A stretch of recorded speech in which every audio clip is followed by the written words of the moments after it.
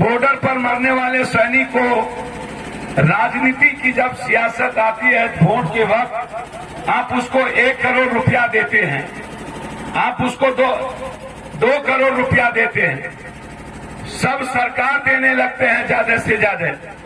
तो राबी आ जाइए आप यहाँ, सारी सरकारें आप देने लगते हैं, काहे?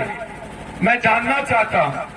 और जब मजदूर मरता है, क्या मजदूर सैनिक से कम मेहनत करता है?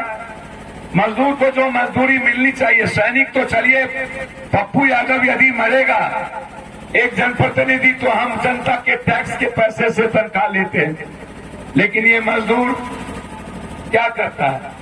इनकी मुआवजा 4 लाख, 5 लाख, 10 लाख नहीं होनी चाहिए। और सरकार की भूमिका इसमें सिर्फ फैक्ट्री मालिक नहीं, इसमें भारत सरकार और बिहार सरकार को एक कानून बनाना चाहिए कि उसका आजीवन पेंशन, उसके परिवार की नौकरी, उसके बच्चों की पढ़ाई, उस मजदूरों का आजीवन हेल्थ फ्री। मैं ये लड़ाई लड़ूंगा, जो भी फैक्ट्री या कर्मचारी जहां पर हैं, जो निश्चित रूप से सबसे निचले पदान के कर्मचारी हैं, उनको आजीवन, जब तक वो नौकरी करता है, उनको, उनकी पत्नी को आजीवन स्वास्थ्य लाभ सरकार की तरफ से फ्री मिलना चाहिए। ये किसी भी कीमत पर ये लड़ाई हम सबको लड़ने की जरूरत है। हम कितना कमाते हैं कि इलाज में भी खर्च करें, हमारे बच्चों को पढ़ने के लिए एक माहौल और इन्वायरमेंट हो। हम डालमिया जी से आग्रह करेंगे कि आप हमारे इलाके से बेहतर तौर पर हमारा भी निर्माण और खुद का निर्माण करते हैं। यहाँ के बच्चों की पढ़ाई के लिए डालमिया जी एक स्कूल की स्थापना यहाँ आप करिए, ताकि बाहर यहाँ के कर्मचारी और मजदूरों के बच्चों को पढ़ने नहीं जाना पड़े। हमारा जोर इस पर होगा कि एक स्कूल जिस तरीके से आर्मी के कैंपस में, रेलवे के कैंपस में, जब भारत सरकार का कोई स्कूल बड़ा सरकारी योजना होता है तो वहां पर, जिसको हम सेंट्रल स्कूल कहते हैं, उसी तरह जब बड़ी फैक्ट्रियां खुलती है तो निश्चित रूप से एक स्कूल का निर्माण हमारे बच्चों की और उसकी शिक्षा के लिए हो। हम एसडीओ साहब आपसे आग्रह करेंगे कि आप डराइए नहीं, सुर मुरमुर मत करिए। आप जैसे गीदड़ भोपकी से पप्पू यादव, आप भी इस बिहारे के हैं, आप भी मेरे भाई हैं। हम उखरी में मुड़ी हम 80 में दे चुके हैं। आप जितना गोली बारूद देखे हैं ना, उससे ज्यादा पप्पू यादव गोली बारूद का सामना कर चुका है। आप जो एमएलए जनप्रतिनिधि को डराते हैं, ये क्या है? सैया भेल कोतवाल तो अवतर का है का? ये बड़े मियाँ तो बड़े मियाँ, छोटे मियाँ सुहान अल्लाह। शीशे के घर में पत्थर बम फेंकते एसडीओ साहब, भारतीय चोरी कीजिएगा, माल लीजिएगा, और हमारी बिल्ली हम ही से भी हो, आंख हम ही को दिखाइएगा।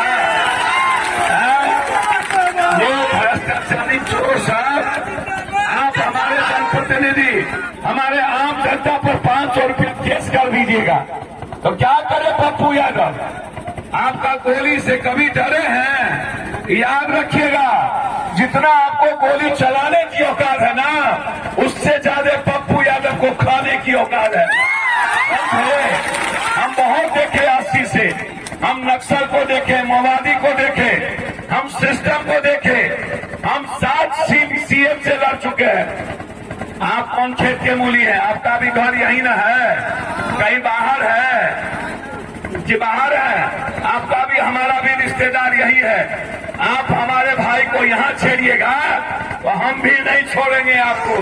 आप गलतफहमी में मत रहिएगा, आप छेड़िएगा तो हम छोड़ेंगे नहीं, हम आपका सम्मान करेंगे। इसीलिए हमने सीएम साहब से भी आग्रह किया है कि उस दिन, जिस दिन हमारा आंदोलन चल रहा था, कोई अपने बाप, कोई अपने पेट के लिए, पैसे के लिए आंदोलन नहीं कर रहा था। सारे लोग अधिकार के लिए आवाज उठा रहे थे, सारे लोग अपने बच्चे, अपने भविष्य के लिए सवाल उठा थे।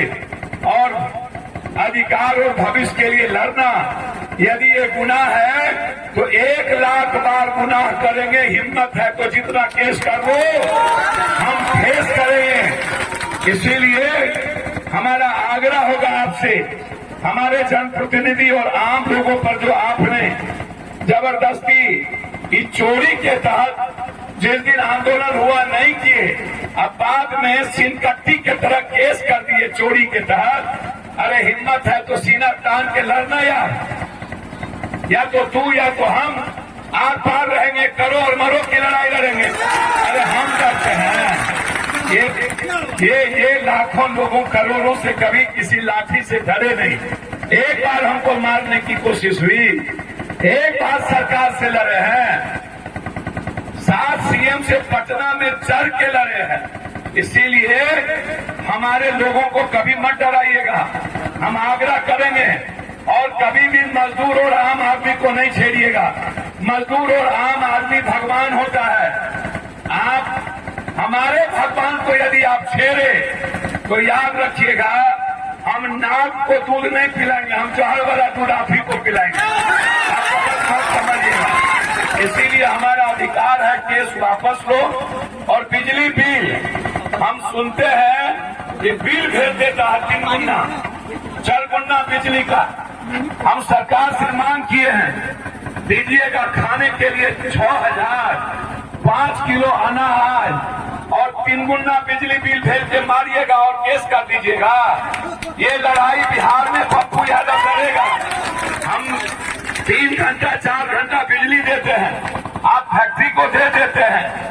आप क्यों नहीं आप अभी तक रेलवे डालमिया नगर का किए, उजाड़ने चले आया। हमने कहा जब तक पप्पू यादव है मर जाएंगे, डालमिया नगर को नहीं उजड़ने देंगे और हम घर नहीं उजड़ने दिए। लड़े, हमारे सारे लोग यहाँ पर हैं और चुनू बाबू भी उस जिला से, हमारे जिला अध्यक्ष, आगे सभी लोग, समीर जी, अजीत बाबू, सब लोग। ये पानी क्या है, हम तो तूफान में लड़ते हैं, डेली बंद करते हैं। इसीलिए हम मजदूर भाइयों को आश्वस्त करते हैं। जहां तक सवाल है 11 महीने के पैसे का, इसमें बिहार सरकार की भी भूमिका है। हम सरकार के उद्योग मंत्री से बात करेंगे। हम आपको वचन देते हैं, सरकार ने हमसे अभी थोड़ी देर पहले कही कि हम 70% पैसा पेमेंट कर चुके हैं। हम उसको मंगा लेते हैं।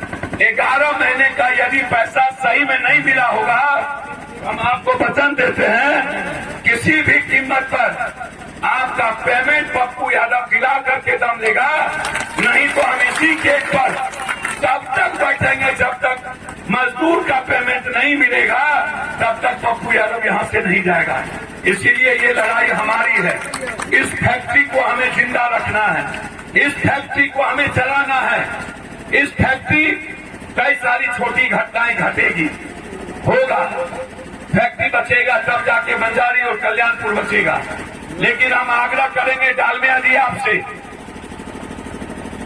इस भारत में 24 साल से 29 साल का बच्चा लड़का 42% बेरोजगार है, 42%।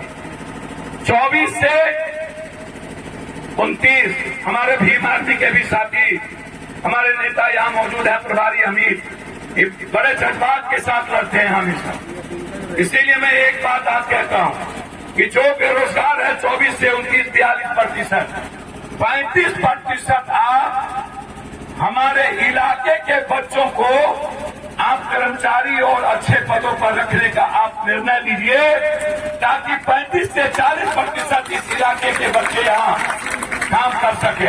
हमारा ये डिमांड है आपसे, मेरा ये आग्रह है कि आप हमें देखिए, हम बगैर आपके नहीं जी सकते।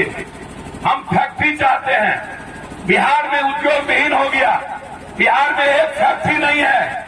डालमिया नगर को जिंदा करेंगे हमने वादा किया है। लेकिन हमारे नेता, हमारे अध्यक्ष को फुर्सत नहीं, विशाल जी को, हमारे समीर जी, हमारे अजीत बाबू, हमारे महासचिव जी, सबको फुर्सत नहीं। छोटी छोटी जाति धर्म मजहब में नेतागिरी करने में, माला चढ़ाने में, मूर्ति का उद्घाटन करने से फुर्सत नहीं। जहां रोटी और पेट का सवाल है, बेटी का सवाल है, जहां भविष्य का सवाल है, आने वाले पीढ़ी का सवाल है, वो मैटर है हमारे फैक्ट्री से। और सासाराम को हम दुनिया का नंबर 1 बनाना चाहते हैं। मैं आपको वचन देता हूं, 5 महीने के बाद सदन में जिस दिन हम पहुंचेंगे, हमारी पहली लड़ाई होगी डालमिया नगर के इतिहास को जिंदा करके उसको पुनः स्थापित करना। एशिया का नंबर 1 इस फैक्ट्री के लिए हम डालमिया जी से बात करेंगे, मिलेंगे और मिल करके काम करेंगे। हम आपसे लड़ने नहीं आए हैं। आप इस इलाके में छोटे से छोटा रोजगार, दुकानदारी से हम एक अच्छी भविष्य को तलाश रहे हैं, लेकिन आप हमारे साथ सोचेलेपन का व्यवहार नहीं करें। आपसे आग्रह है, आने वाले समय में जब मजदूरों का मौत हो, जो एग्रीमेंट हुआ है, कम से कम 20 लाख मुआवजा की आप घोषणा करिए। जो भी मजदूर यहाँ मरता है, उसके परिवार को नौकरी और उसके बच्चों को जब तक वो पढ़े उसकी पढ़ाई की व्यवस्था। इसीलिए हम आज यहाँ पर आए हैं। हम आपसे वादा करते हैं कि जो वादा मैंने किया था कि 10 लाख मिलेगा, आज आने के पहले हमको डालमिया नगर डालमिया जी के यहाँ से फोन आया कि सर आप जा रहे हैं। सीएम हाउस से फोन आया कि 5 लाख रुपया आपके जाने के पहले उस परिवार को पहुंच जाता, और आज उस परिवार को मिल गया। वो मां हमारी यहाँ आई हुई है। हम लोगों ने उनके हाथ में उस दिन 5,40,000 दिया था, आज 4,60,000 उस परिवार को हम लोगों ने दे दिया। हम इसी को कहते हैं पप्पू यादव, जिसको आपने पैदा किया है। मेरा संस्कार है आपका, आपका खून मेरे खून में दौड़ता है, आपका भावना मेरे भावनाओं में दौड़ता है। हम सिर्फ जिंदा आपके लिए रहते हैं। हम उस कॉर्नर से आए। आज पटना में वार्ड सचिव 1 लाख जुटे थे, जिसको हटा दिया गया नौकरी से, वहां लड़ाई थी। कल रात 11 बजे हम चले पूर्णिया से, कटिहार से, फिर अभी यहां से हमको पूर्णिया जाना है। मैं 3-4 दिन तक घटना के कारण नहीं आ पाया। 20 बच्चे डूब के मर गए थे, 3 मर्डर हो गई थी रोसड़ा में। कई घटनाओं के कारण हम नहीं पहुंच पाए। हम क्षमा चाहते हैं, लेकिन याद रखिएगा, आपकी मैं परछाई हूं, आपका मैं खून हूं। आपको आप ही होगा तो दर्द पप्पू यादव को होगा, ये मैं आपको विश्वास दिलाते जाता हूं। ये बात मैं पहले भी कहा था, मुझे राजनीति नहीं आती है, मैंने जिंदगी में राजनीति नहीं की। 83 से जनप्रतिनिधि हूं, 90 में एमएलए बना, 83 में मुखिया, 6 बार 7 बार एमपी एमएलए के बाद 40 साल सड़कों पर लाठी खाया है मैंने कभी इस हिंदुस्तान में कोरोना हुआ, उत्तर से दक्षिण, पूरब से पश्चिम, हर घर पहुंचे। किसी से मैं नहीं पूछा तुम किस धर्म मजहब लिंग के लोग हो। हर मजदूरों के अकाउंट में 2000 रुपया पहुंचाए। नरेंद्र मोदी ने ऑक्सीजन नहीं पहुंचाया, दवाई नहीं पहुंचाए, लेकिन पप्पू यादव हर घर ऑक्सीजन पहुंचाया, दवाई पहुंचाया। क्या कही नेहा सिंह राठौर, यदि पप्पू यादव नहीं होते तो हमारी मां जिंदा नहीं रहती। सबने उम्मीद छोड़ दिया था, और नेहा सिंह राठौर ने कहा हिंदुस्तान में मेरे लिए भगवान है पप्पू यादव। हर घर की उम्मीद, हर घर का सपना, हर घर की आशा, हर आने वाले भविष्य का विश्वास सिर्फ एक है। जहां से सारे रास्ते बंद होते हैं, वहीं से पप्पू यादव का रास्ता शुरू होता है। इसीलिए इस फैक्ट्री का हम सम्मान करते हैं।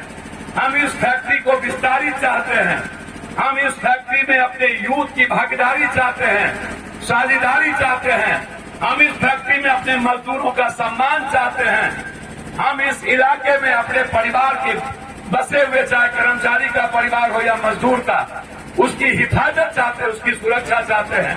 हम थोड़े देर में हमारी सांसें फूलने लगी, लेकिन जो लोग 24 घंटा यहाँ रहते होंगे, इस पर हम लड़ेंगे, इस पर सवाल उठाएंगे, सदन में उठाएंगे। हम चाहेंगे यहाँ के सबसे बेहतरीन प्रबंधक जो अभी संजय झा जी हैं, मेरी उनसे बातचीत लगातार सुबह से हो रही है।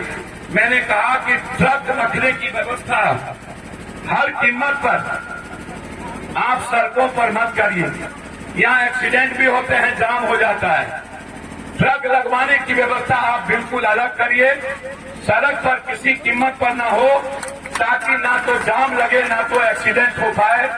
आप इसकी व्यवस्था करिए। मैं आग्रह करता हूं, मैं धन्यवाद देता हूं संजय जी, जो वादा उस दिन आपने हमारे नेता जब लड़ रहे थे और हमारे भाई लोग, मुखिया जी, सरपंच और हमारे पार्टी के नेता, युवा शक्ति के अध्यक्ष, तो यही सवाल था कि जो एग्रीमेंट हो उसको पूरा किया जाए।